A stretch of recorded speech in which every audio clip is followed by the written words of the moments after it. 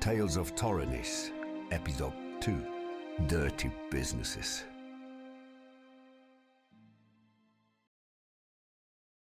Not a moment passed before the group stumbled out of the bar.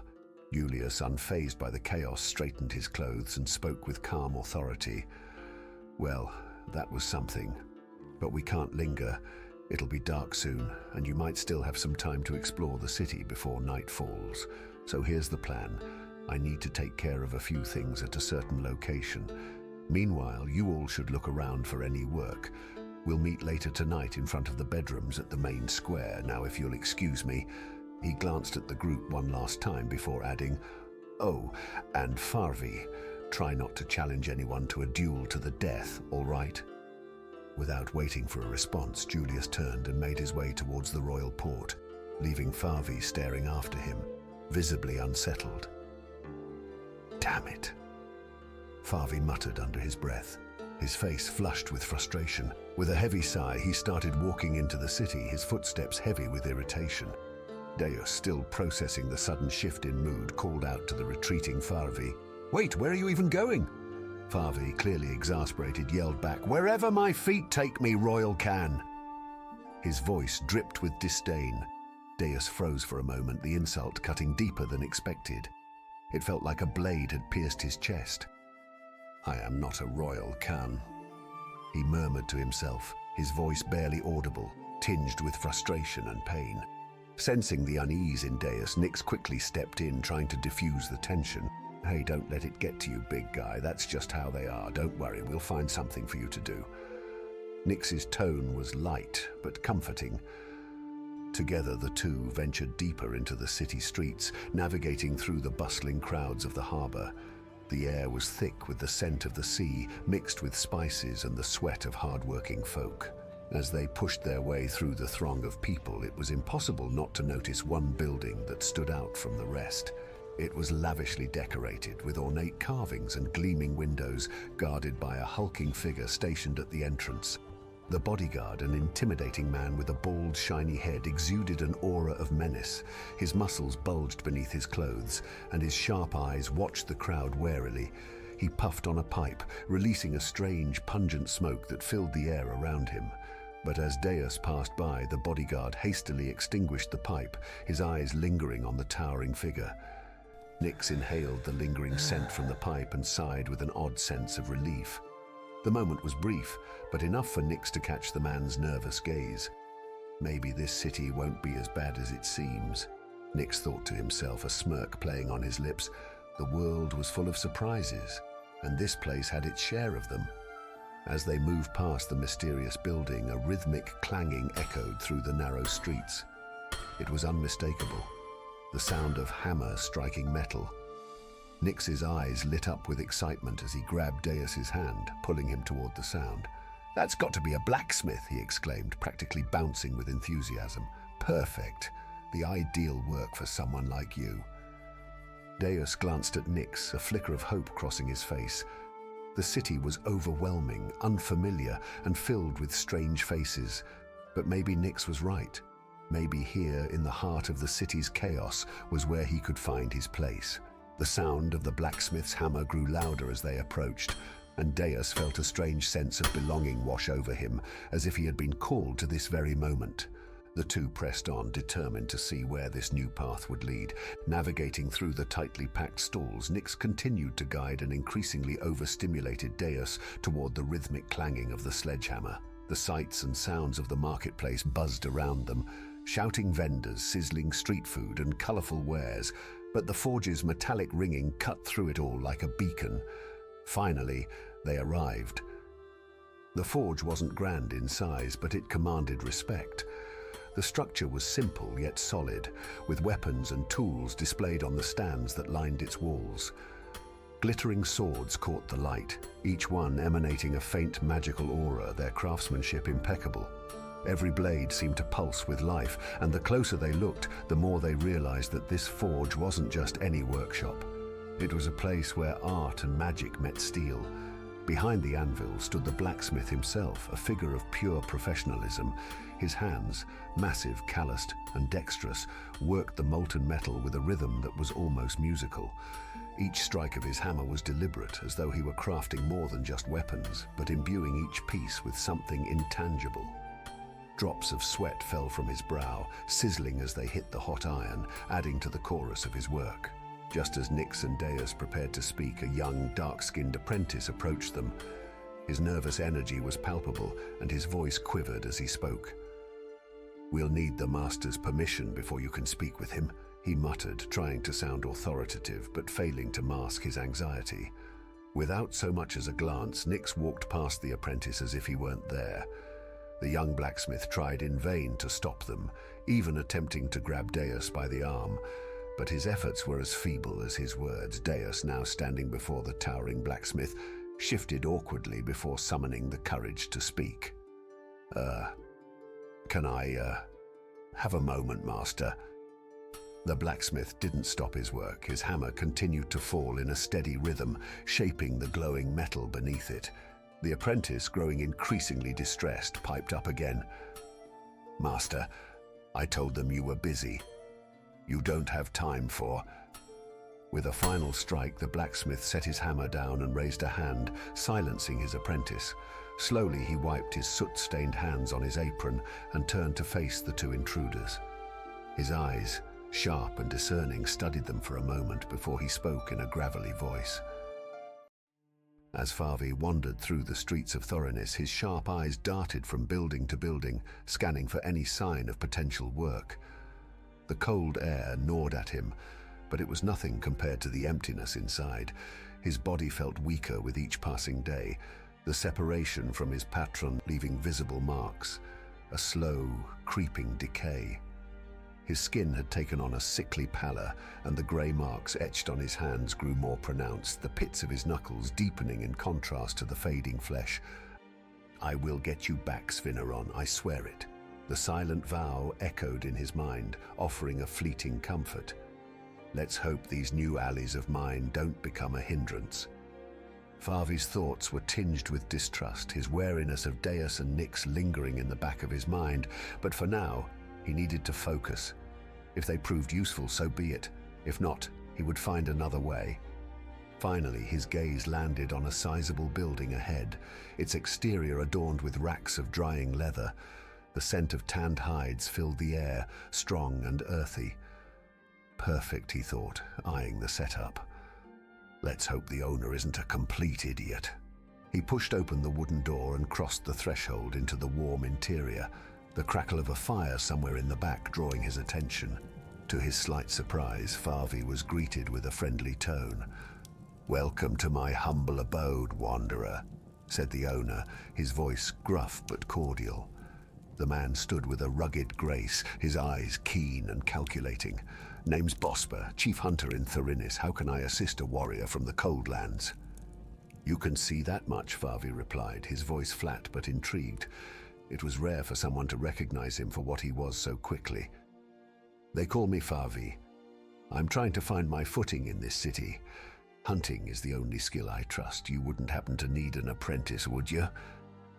Bosper raised an eyebrow, appraising the man before him. "Well, Lord Favi," he smirked slightly, emphasizing the title with a hint of mockery. "I don't usually need extra hands, but I could always use a capable one. If you want work with me, though, you'll need to prove you're up to the task."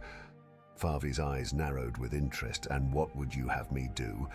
"I need half a dozen wolf furs in decent condition," Bosper explained, his tone businesslike. "Bring them to me and we can talk. I'll pay you fairly for your trouble once the goods are delivered, of course." Favi nodded, pleased by the task. A simple job, but it was enough to get a foothold. He extended his hand, and Bosper gripped it firmly, sealing their agreement with a firm handshake.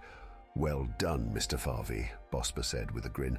"I'd recommend heading out through the northern gate. Afternoon's the best time to go. Stick to the edge of the forest. You'll likely find some wolves there. But be warned, stay clear of the eastern gate or the harbor. The hunters there, let's just say they're not the type to share the forest. I don't want to lose a new apprentice before we even get started." A spark flickered in Favi's mind as he processed Bosper's warning. "He has no idea what idea he's just given me," Favi mused, his thoughts swirling with potential plans. After a few more words of caution from Bosper, the hunter handed him a simple bow and a quiver with 6 arrows. "It's not much, but it'll do for now." With a nod of thanks, Farvi took his leave, stepping back into the cool evening air. His mind was clear, filled with new hope and the drive to accomplish his task. He made his way through the winding streets toward the public dormitories where he was to meet his companions. As he arrived, an eerie sight awaited him, a gallows, its dark wood looming beneath the dormitory building, a grim reminder of the city's justice. The sight made Farvi's stomach turn, though his expression remained unreadable. A constant reminder of the cost of failure, he thought, eyeing the gallows with a detached calm. And yet, some seemed to drink their sorrows away, rather than face them head-on. His gaze shifted to a nearby beer stand where a small crowd had gathered. A guard, already deep into his cups, was chatting animatedly with a novice fire mage. A hunter with a substantial bow slung across his back leaned against the stall, nursing his drink while a couple of citizens drowned their miseries in the golden liquid. Farvi wasted no time and immediately made his way toward the hunter. His instincts told him that this man might have useful information, possibly about the wolves, or perhaps something more dangerous lurking in the shadows outside the city walls. As he approached, he caught the hunter's eye and inclined his head slightly in greeting. "Mind if I join you for a word?" Farvi asked, his voice low and direct. The hunter looked him up and down, then nodded, gesturing for him to sit. "Sure," the man said, his voice rough but friendly enough. "What's on your mind?" "I've got a job from Bosper," Farvi explained. "Wolf furs. He said the northern gate's the best bet, but I'd rather go in prepared. Any advice?" The hunter took a long drink from his tankard, then set it down with a thud. "Well, if you really want to impress Bosper, you should go out the port gate," he said, lowering his voice conspiratorially. "That's where the nastiest things lurk. Wolves, sure, but worse than that too. Just don't go alone, or you'll end up as fertilizer for the trees." Farvi nodded thoughtfully, patting the hunter on the shoulder in thanks. "That's exactly what I needed to know," he thought, a plan already forming in his mind. His expression stern and his brow furrowed in frustration, turned toward the pair, hammer still in hand. "So, what's this terribly important matter that interrupts my work?" he asked, his voice thick with irritation. His eyes bore into Deus, making the giant feel as though he was being judged already. Deus, visibly stressed, stumbled over his words. "Master, I'm truly sorry for the inconvenience, but I've come with an important request. If the king himself didn't send you here to forge him a golden plunger, I'll turn you into bars of steel myself," the blacksmith growled, his voice dripping with sarcasm. "Now stop wasting my time and get to the point." Deus straightened himself, trying to regain his composure. "I want to learn from you, master. My name is Deus."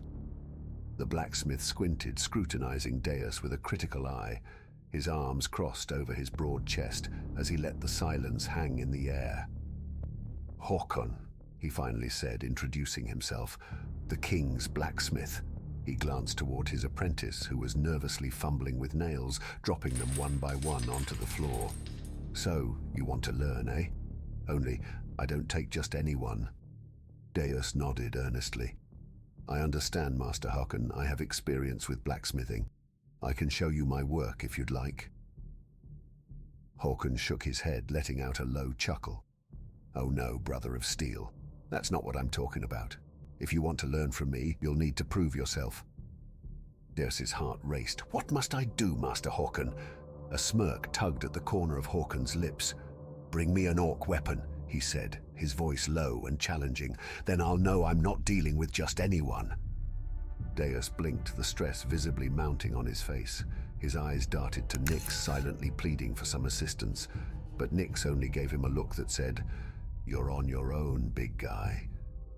Taking a deep breath, Deus turned back to Håkon and nodded. "Yes, master, but where could I find an orc?" Håkon didn't hesitate. "Out through the north gate," he said, his voice sharp. "Head into the woods as deep as your courage takes you. There's word that one of those nasty beasts has been lurking there, and if your metal balls aren't up to the challenge, there are always the slaughterers prowling outside the city walls. You'll find no shortage of trouble. Now get out of my forge, he barked, pointing toward the door, and don't come back unless you have that orc weapon. Deus saluted in earnest. Yes, master, he said proudly, trying to mask his nerves. For a brief moment, a smile flickered on Hawken's usually stoic face. He turned back to his anvil, picking up his hammer again with renewed focus. As they left the forge, Nyx couldn't help but tease a smirk plastered across his face. What an impeccable soldier you are, Deus, he laughed. Maybe you should be asking for a promotion. Deus, still rattled by the encounter, chose to ignore the jibe. All right, laugh it up, he muttered. But now I've got to figure out how to kill an orc. He paused for a moment, his mind already spinning with possibilities. Maybe we can come up with something at the dorms. Let's go. The two set off for the public bedrooms, the day fading quickly into evening. The sky turned a deep purple, and the marketplace began to quiet as vendors closed up shop. When they arrived, Deus's attention was immediately drawn to a small stall selling carpets and ornate water pipes. A Garantian vendor stood proudly behind the display, inspecting his merchandise with the air of someone who had been selling the same goods for years. Unable to resist his curiosity, Deus approached the stall, his eyes scanning the various items. Nyx, unimpressed, waved him off and ventured into the crowd, likely on the lookout for Farvi. "Hello, stranger," Deus greeted the merchant. The Garantian turned toward him with a wide smile. "Ah, a brother of curiosity. How can I serve such a great warrior today?" Deus blinked, caught off guard by the man's warm and rather flattering greeting. Well, I'm actually just looking for some repairs, missing a few parts here and there." The vendor chuckled softly, shaking his head. "Oh, no, brother of the Iron Heart. I'm not speaking of your current state." His voice lowered, taking on a more mystical tone. "I speak from the future.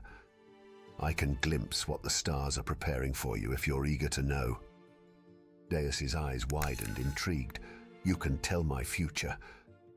The vendor's eyes gleamed with excitement. "Indeed I can. But don't worry, brother with a light pocket," he added with a wink. "The first divination is free. So let us see what fate holds in store for you." Deus clapped his hands together, barely able to contain his excitement. "I'd love that," he said. "Go ahead." With a knowing smile, the Garantian inhaled deeply from his pipe, blowing a cloud of fragrant smoke into the air.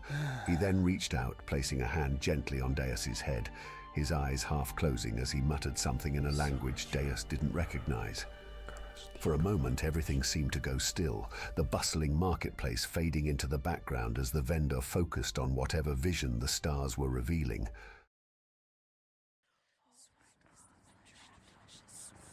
A tempest of images began to rage within Deus's mind, each one more vivid than the last. Every sensation felt as real as if the madness that now swirled around him were actually happening. He saw a vast army marching relentlessly through the fields, the clang of metal boots resonating in his ears.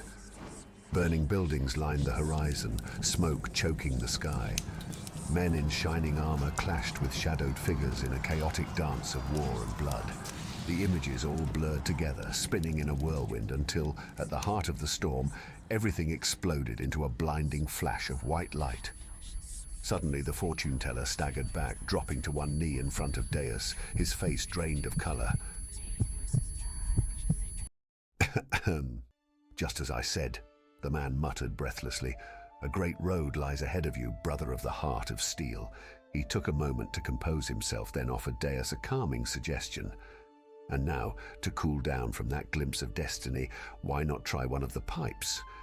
Still reeling from the strange vision, Deus, now visibly dazed, followed the fortune teller's advice. He squatted down by one of the ornate water pipes, tentatively bringing the mouthpiece to his lips. As he inhaled, thick smoke began to escape from every orifice of his head, his mouth, nose, even his ears, creating a comical sight. Though trying to appear unfazed, Deus failed to conceal his awkwardness, as if he smoked pipes every evening without a care in the world. Nearby, a group of citizens, also indulging in the pipes, burst into laughter at the absurdity of the scene. Meanwhile, Farvi had found himself engrossed in conversation with a young hunter standing nearby. He patted the young hunter on the shoulder in acknowledgement before turning to gather his thoughts. It was time to rest and call it a night. With his decision made, Farvi led the way back to the public bedrooms where the team was staying. The three companions entered the dimly lit room in silence, each lost in their own thoughts. Farvi, tired from the day's events, wordlessly lay down in the less than comfortable bed, the stiff mattress doing little to offer comfort. Nix, ever the mysterious figure, settled into a quiet meditation, crossing his legs and closing his eyes, his breathing slowing as he centered himself. Dea, still slightly disoriented from the smoke and the vision, crouched down near the fireplace. The warmth of the crackling flames helped ease the tension in his massive frame. Slowly, he allowed himself to drift into a state of rest, his thoughts buzzing with the remnants of the strange prophecy and the day's strange encounters. Tomorrow would be a new challenge for them all.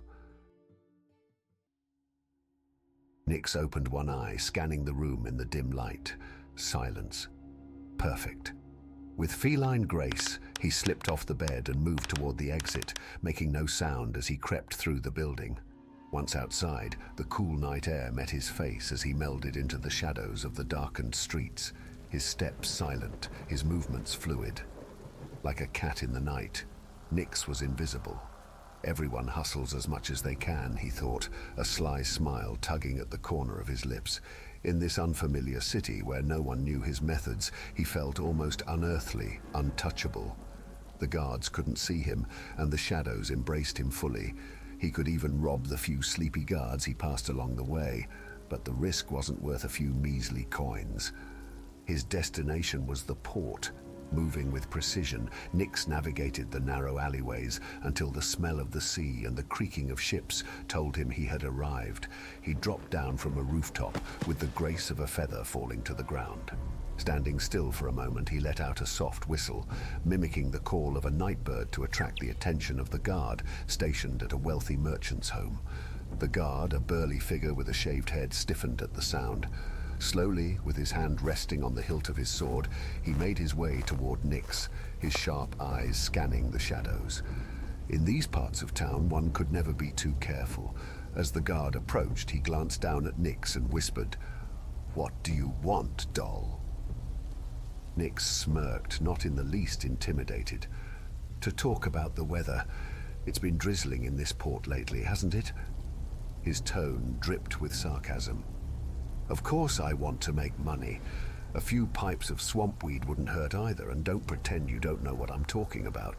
I could smell it on you." The guard, caught off guard but amused, gave a low chuckle. "Ah, a desert dog who's lost his way, huh? You're lucky I'm in a good mood. Maybe you'll be useful." He paused, his eyes narrowing. "First task. Consider it a test. Go to the large warehouse at the end of the port, stand in front of the door, knock 3 times and say, 'King Robhar's ass was licked by a dog.' After that, they'll let you in. Pick up the package, bring it back here. Simple, right?" Nix, his face hardening at the racist joke, kept his temper in check. He nodded, his voice low and steady. "Understood." The guard, already walking away, called over his shoulder, "You've got 1 hour." As Nix walked toward the warehouse, his mind was a swirl of thoughts. It could have been worse, he mused, his steps quickening. Let's finish this, get back to the bedroom, and avoid suspicion. He knew his companions would notice if he was gone for too long. His focus remained sharp as he arrived at the warehouse, the large wooden door looming in front of him. Without hesitation, he knocked 3 times and recited the ridiculous phrase, "King Robhar's ass was licked by a dog." The door creaked open slowly and Nix stepped into the dimly lit interior. The silhouette of a man, half hidden in the darkness, gestured toward a set of stairs leading down. His voice was quick, almost nervous. "Take the stairs. First door on the right." Nix, ever the professional, followed the instructions without a word. But something felt off. The tension in the air was palpable, and the warehouseman's voice trembled with an unease that Nix couldn't ignore. His instincts, honed by years of surviving in treacherous situations, told him that this task wasn't as simple as it seemed. He descended the stairs quickly, his eyes scanning the room for the package. He rummaged through crates, searching for the item, his mind racing. What's making these people so nervous? He wondered, his senses alert for any danger. His fingers had just brushed against a small, wrapped bundle when he heard it. A sharp, commanding voice from above boomed through the warehouse. "Inspection! Open up!" Nix froze, his heart pounding in his chest. Damn it, he thought, gripping the package tightly. This just got complicated.